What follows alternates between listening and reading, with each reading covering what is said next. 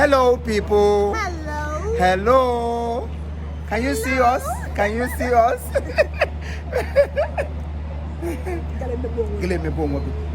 Comfort, oh. Be serious. In fact, our seriousness is bringing us to your doorpost very soon.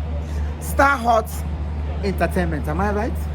Star Hot Promotions and Lollipop Entertainment. Hey, wow. Your brain. Oh, on the 11th of June 2022. 11th of June, we are storming into London. You of London, where we are UK.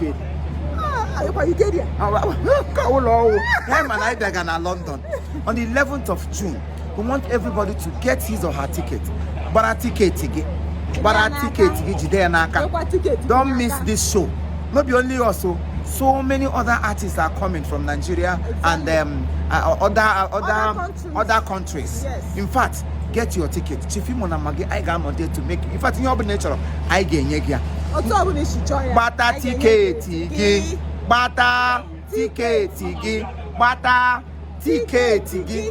I be ga I be London ga Ora. Kokoko. Ora. Oh yeah, we love you all. See you soon and be blessed. Hey, yeah.